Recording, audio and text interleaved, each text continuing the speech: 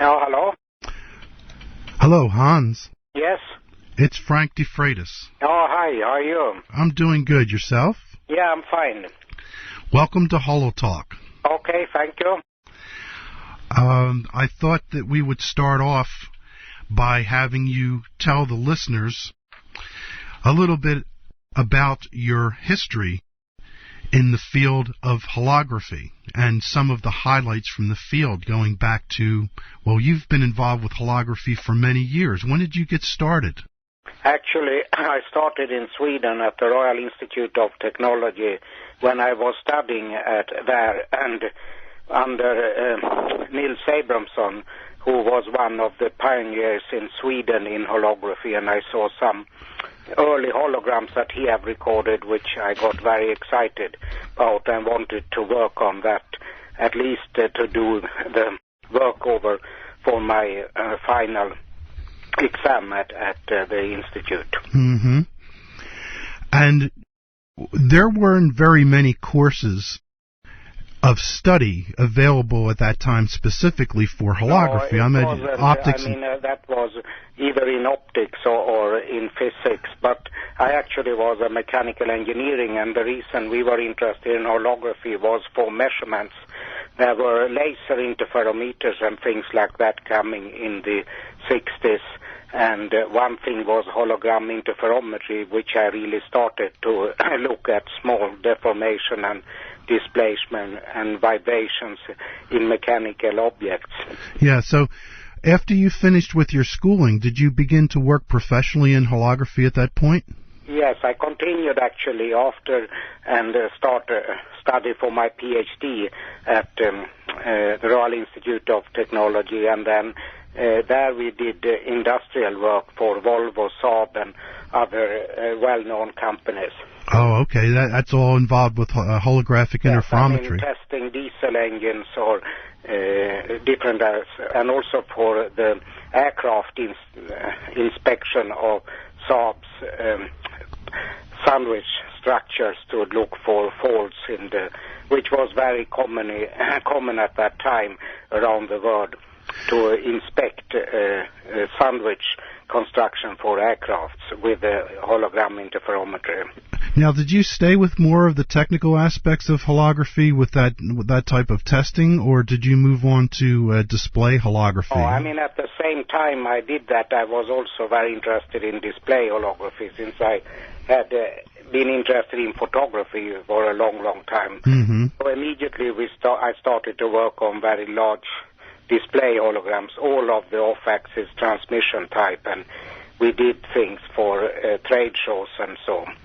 When you say holograms that were displayed with mercury arc lamps in Sweden. I see. What company was this at the time? It was for actually Sony, with one of their new TV cameras that they came out in an early stage, and another was for milking machine for Alfa Laval, who made milking machines, and we made a hologram of a cow in a barn with a pulse tube laser that went to Paris for a trade show. It's a 50 by 60 centimeter hologram. Where is that hologram now? I don't know. It belongs to Alfa Laval, I think.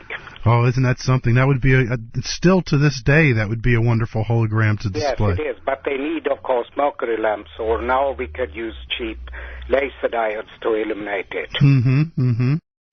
And as you continued on, up until this point, are there any highlights along the way that stick out? The most important thing there was probably the crown jewelry I did for the stamp exhibition in 74 of the hologram of a crown, the Eric XIV's from 1561. We did a hologram in the castle to be displayed at the stamp exhibition, Stockholm, 74. Yeah, that must have been a very interesting hologram to do. You didn't have an isolation table or anything to do that hologram, did you? We worked directly on the floor in the cellar of the castle during a night to record it. Yeah.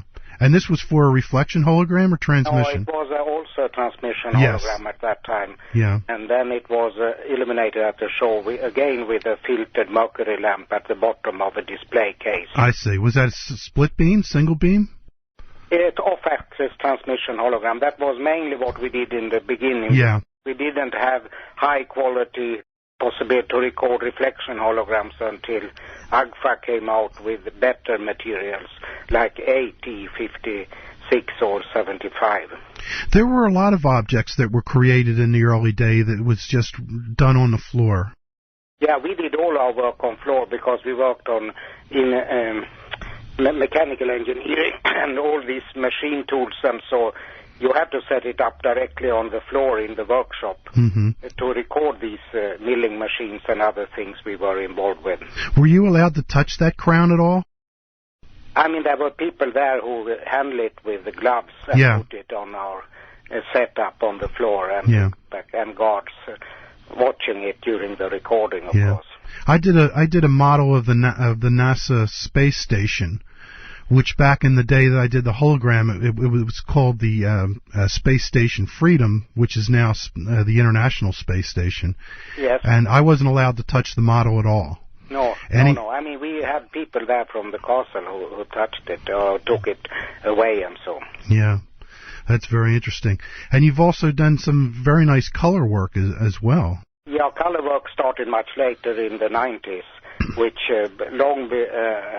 that was something I was always interested in from the beginning, that we need to have full color before holography really can be accepted as an advertising or display media, since everything in color nowadays, photography, TV or so, it's hardly anything that is monochrome or black and white anymore.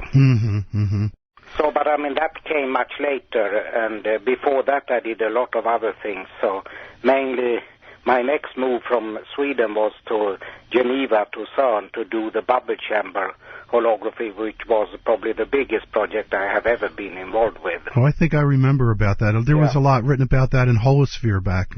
Yes, it was in 1983, 84, I was working on that. And that was to record interactions of neutrino events in huge bubble chambers, both in Geneva, CERN, where we tested it, and then finally we made the real test in Fermilab outside Chicago. There they had a 15-foot bubble chamber, and we had to record holograms inside this 33 cubic meter liquid neon hydrogen mixture at around 29 degree Kelvin in that chamber, you know. So it was a big challenge to get laser light in without interfering with what we wanted to record. Yeah, you would think the actual photons of the laser light would have some sort of an effect on the results. Yes, it actually started the chamber to boil when we emitted the laser pulses in, because it acted the same as neutrinos entering the chamber. So we had to prolong the pulses from the pulse UV laser to make them like microseconds rather than nanoseconds, which reduced the power density, and that way we could record without getting the chamber to boil. And what would the result of that experiment be? Would there be visible holograms? Yes, there were visible holograms, inline sort of holograms, where you looked for with special machines that were built both in Hawaii and Europe, where they tested these holograms. There were 100,000 of them recorded during this run on 70 millimeter AGFA film, and then they got around 10, I think, with events out of this huge project, which were very interesting. Yeah, because obviously the size of neutrinos would be much smaller than even the smallest grain. Yes, but I mean, it's not the neutrinos themselves. It's what happens when they interact with a liquid that creates bubble tracks. And these are the ones that are recorded. I see. So you can never record the particles themselves.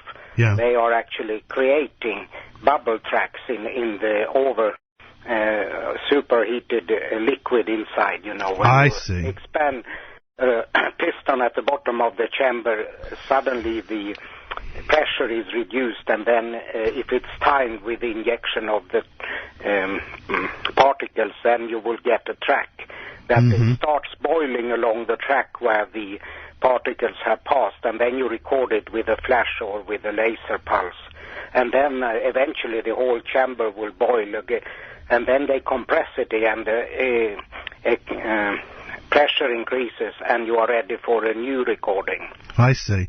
And this recording is made, the photons are passing through this medium at the same time that the neutrinos are, obviously. Yes, I mean, first and then a few little delay after they have created bubbles that are big enough to record, then we flash the laser. I see. Record it. But what was interesting was that you got a three-dimensional image of the bubbles, so tracks, because you need very high resolution, and as you know, with photography you can't get at the same time high resolution and focusing all over with a depth field. In holography you have sharpness from anywhere in the chamber. You go in afterwards and focus in the hologram where the interaction took place. And if you knew exactly where it was, but in a big chamber like the 15-foot chamber, you couldn't predict where it should be, so no camera could be focused at a particular point inside. You had to record the hologram and then go in with cameras to find where it was and take a normal photograph of the hologram.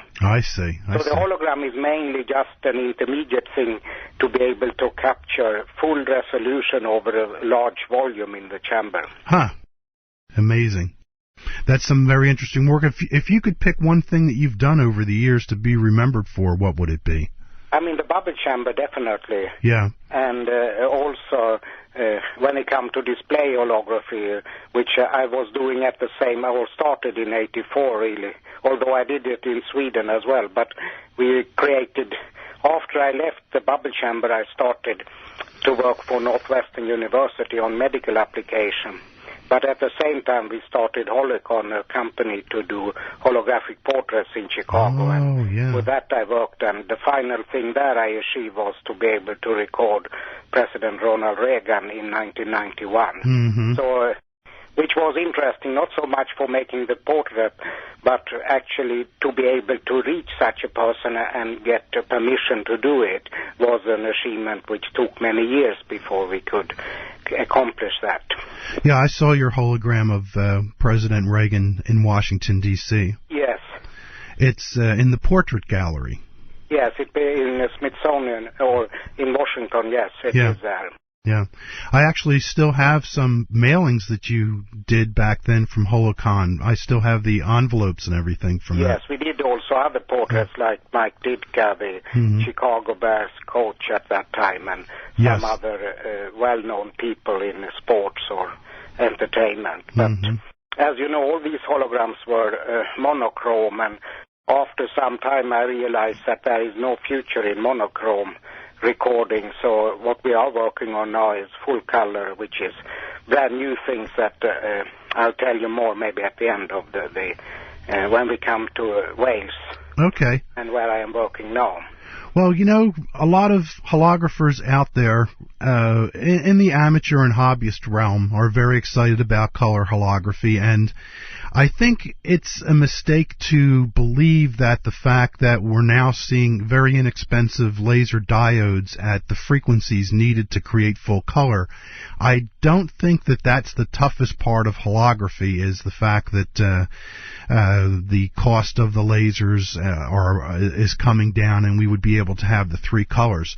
It's very difficult to bring those three frequencies together and get accurate color. Yes, I mean, it is a big problem, and this is something I have worked on since the early 90s, when I started with the materials from Russia that was specially experimental material from Slavish panchromatic at that time.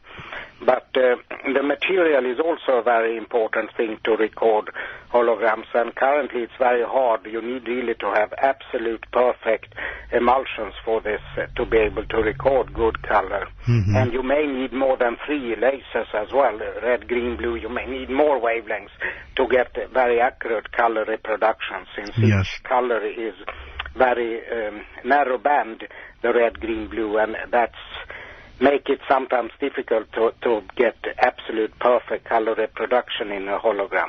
Sure, even with monitors, RGB has its limitations compared to eyesight. Of course, but a hologram holography is more limited because you have very narrow bandwidths on the lasers, the red, green, blue, and there are areas where you may not be able to cover and reproduce accurately the colors.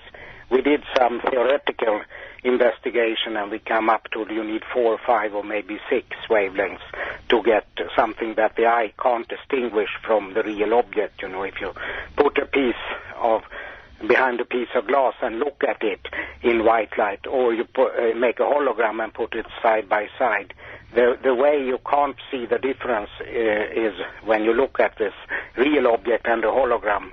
If that requires more than 3 lasers, otherwise you will see some difference in colors in the object. That's very the interesting. Recorded hologram. So it's not going to be as easy as just picking up 3 inexpensive laser diodes. No, I mean, that's fine, but you may need more than 3. You may need 4 or 5. If you have the right wavelengths and put them together, then it's already a matter of how accurate the eye can see differences in color. If you just use the eye as a judge for if you think we have a hologram with perfect reproduction or not. Mm-hmm.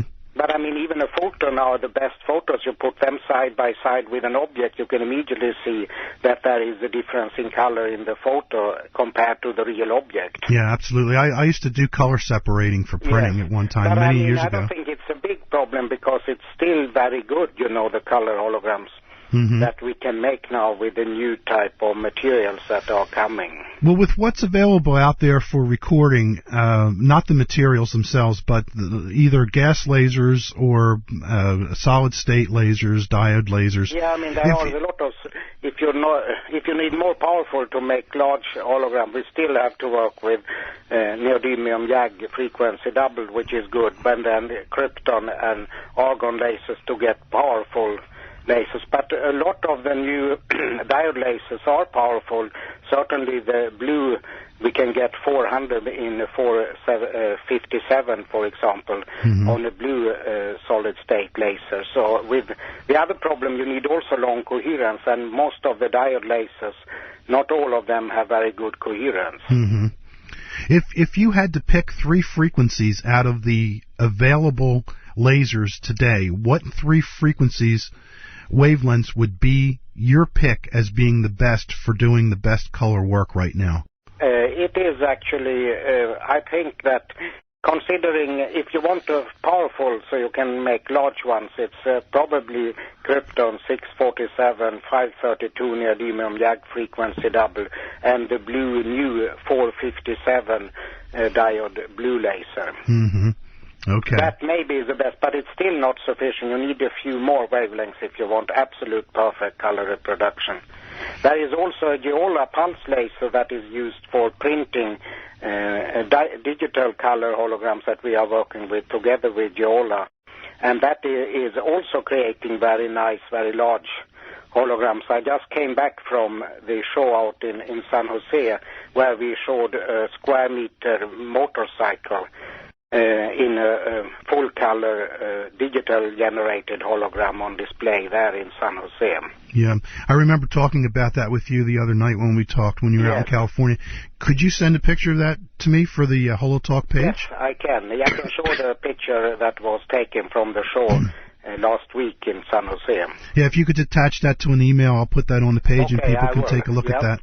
We also have a special I mean, maybe I should say something about Wales, where I work now. Sure. You know, I was in America until 1991 or so, and then I did some other work in Europe, in Münster and in Strasbourg, and then was invited by Nick Phillips to join the Center for Modern Optics that he created in Leicester. Yes. And since then I have worked with him, and we moved last year the whole center to Wales at the Optic Technium in Wales. Yeah, we will also have our conference in July this year. Tell us a little bit about the company, what some of your objectives are, and some of your key people that are working there. Yes, I mean, the reason why was the opportunity to get into this new Optic Technium building that was financed by European money and also Wales Development Agency, because it wanted to create more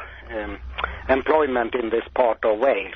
Mm-hmm. So we have a fantastic lab there in Center for Modern Optics in Optic Technium, which is the Optic Technium in itself is something that is for startup companies, incubator center for new startup, and also a technology center, and we are part of the technology center at the Center for Modern Optics, and we moved all the people and equipment over there and have set up, so we have facilities for both color recording, and also we are involved in developing new materials for color holography and color HOEs on a Silver Cross project, European project that is going on now at the center.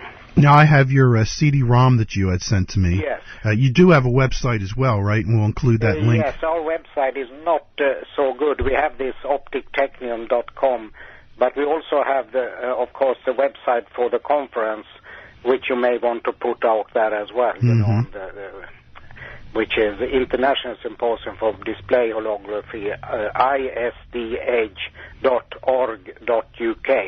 where all the information about our upcoming conference will be announced. Now tell us a little about that conference, since we're talking about it. When does it start? This conference is actually in a series that Tung Yong started in Lake Forest. So the first one, this is actually the seventh in this area. Every third year there was an international symposium on display holography, and the first years, of course, it will always took place in Lake Forest with Tung Yong as a chairman. And after that, when he retired, sort of, then it has moved around. So in 2000 we had it in St. Pölten in Austria, and then there was an interruption because it was supposed to take place in China 2003. So that year it was cancelled, but now the 2006 we will have the seventh in the series, which will attract people from all around the world. We have got a very interesting program coming up. So this is something I am looking forward to see all the friends from Lake Forest coming to join us. Yeah, that'd be very nice. I wish I could join you as well. And you will have a CD-ROM available as well, right? There will be recording. All the conference papers will be on a CD-ROM that people will get when they come. And there will also be a hard copy, but we may also have some recordings of that will eventually be put on the web for people who can't attend to follow, but it will not be simultaneous broadcasting. Well, I certainly hope it happens in New York sometime. That would be nice. Yes, we make next time. I think it would be back in United States, somewhere where we could have. I mean, there is 3 years from now, 2009. There will be another, but probably not organized by me. Somebody in America or Canada, maybe. Yeah, New York or Washington D.C. or Boston would be great cities. Yes, I mean, we'll see who will take that responsibility when we come. We will discuss it probably at our conference where the next one should take place.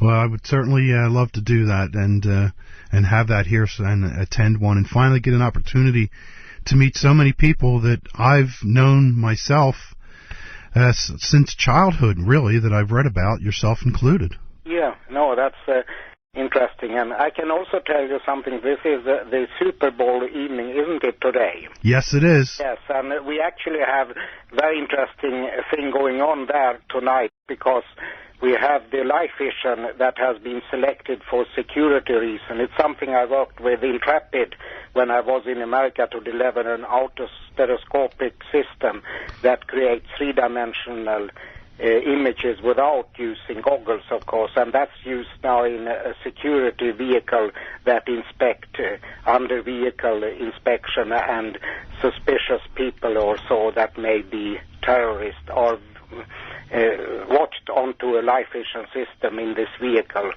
And that screen is actually the holographic projection screen that I was developing a long time ago with Intrepid that is now running this, and we hope this will take off as well in the future. No kidding. Isn't that something? And this will give a three-dimensional view to anyone who's viewing that screen. Yes, there is an officer sitting in the vehicle to look, and they get much better details if they can see things in 3D, like under vehicle inspections.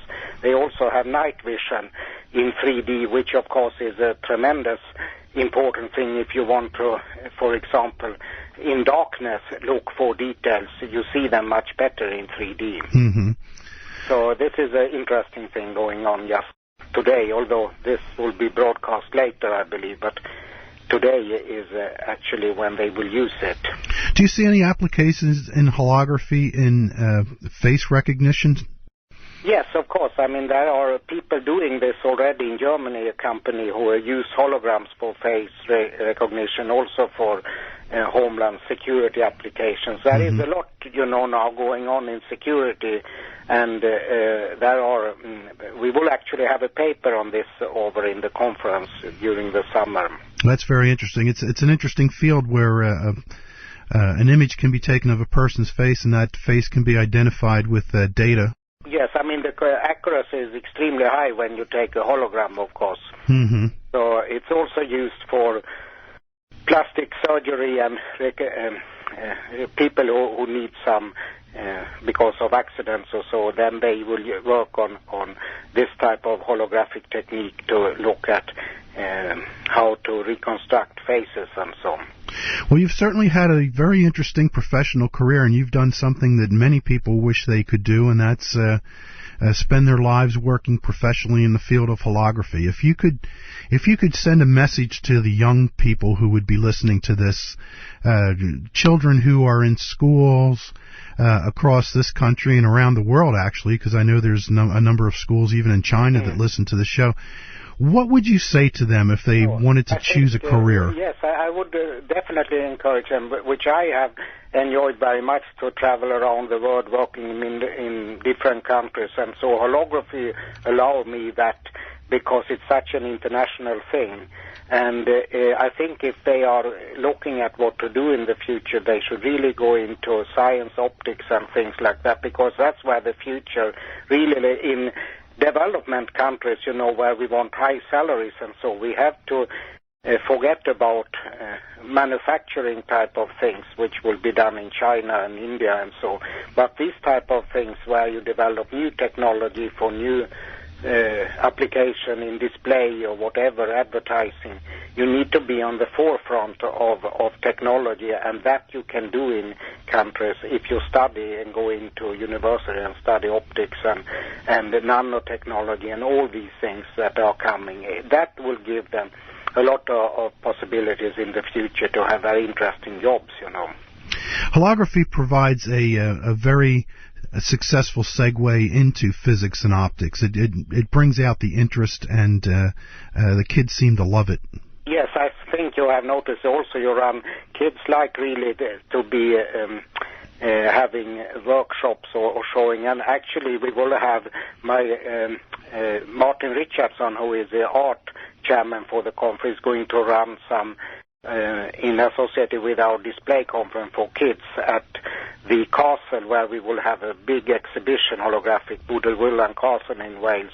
There he will run some workshops for kids this summer to make them more interested in holography. And holography is a good way to tell them about lasers, about physics and optics in a very instructive way to make their own hologram and look at the image, Yeah, it's even very successful with inner city at-risk youth as well. Yes. Yeah. And I know you are running such workshops for kids as well, I think. Yes. Yes, so you have seen how interesting. And unfortunately, very few places in the world now where you can learn holography. There were many schools and so before, but there are not many left. Well, so we hope that will start again. There is some in UK, as you know, with Patrick Boyd and so have started. But in Germany and so, but we need more for people to learn how to if you want to go into a more professional career. Yeah, I would like to point out that in the state of Florida, if you are a high school student and you're involved in any type of communications technology program within the high school, holography is now mandatory throughout the state of Florida. I see. Okay, that's probably a good thing. Yeah, that starts, I believe, this September of 2006. So yes. You have to learn about holography now. Pardon?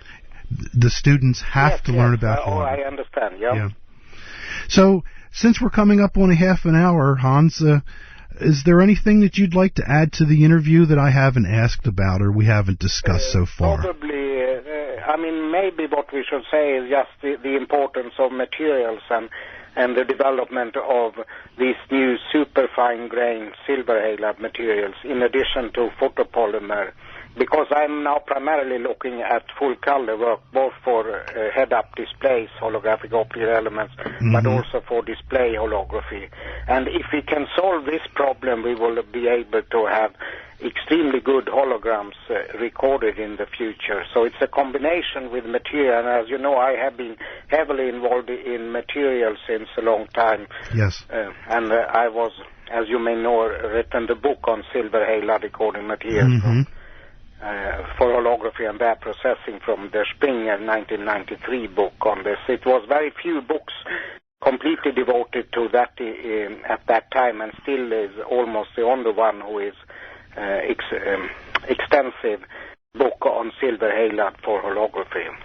Well, it would be nice. That is the type of material I have always regarded as the best material because of the latent image forming process, which means that you can get them rather sensitive compared to other materials like dichromatic gelatin or polymer and other materials that are possible to use. But because of the latent image forming process, we will have a very interesting material, which you actually have shown in this pulsed holography full color that Geola is doing with XYZ and the printers.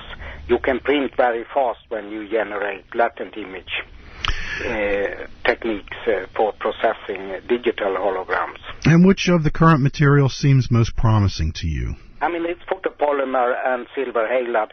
Dichromatic gelatin, of course, is perfect for some application, but as you know, it's difficult to sensitize them panchromatically with the same sensitivity all over the spectrum. Polymer, like DuPont's material, can be panchromatics, and they, of course, are used, although primarily now in the security market, and that makes it almost the only possibility for large format display holography is silver halide, because DuPont is not selling this material to people who want to use it for display work only.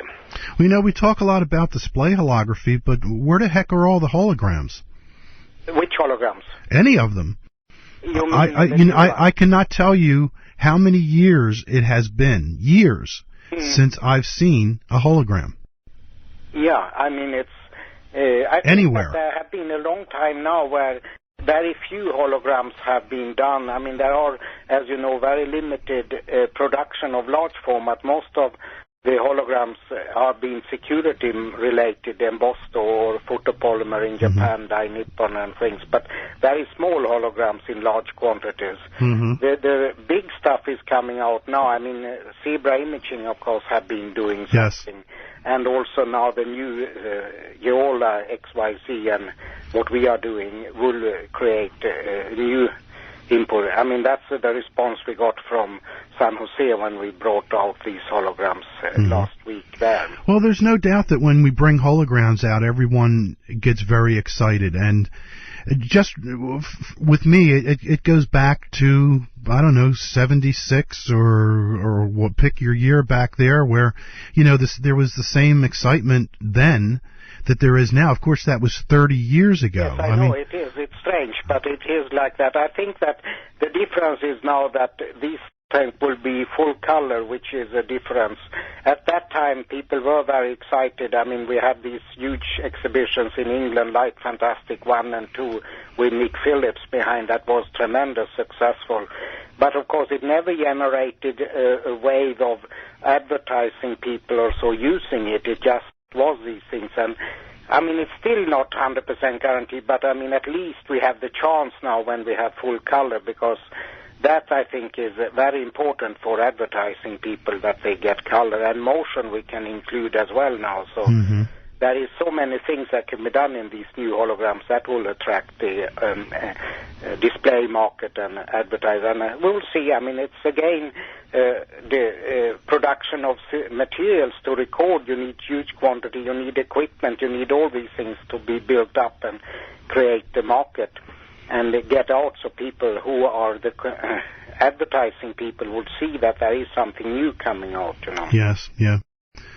But we hope the conference also here will give some exposure to general, because we have this exhibition at Bodø Castle, which has not been something like that for a long time in UK. A big exhibition that goes on from the conference until mid-September here in the castle. That's so very tourists nice. And other people can come and look at it during the summer. Well, I wish you a lot of luck with all the things that you're still continuing to do with both your company and also with hosting the conference. Yes, thank you. And anything else you'd like to add before we close out? I think we have been talking for a long time now. Yeah. Yeah, okay. Thank you for calling me. Oh, thank you. And I enjoyed talking to you the other night more informally when you were in your hotel room. Okay. Okay, yes. And we'll get a chance to meet, hopefully soon. Yes. Okay, thank you very much, Hans. Bye-bye. Bye.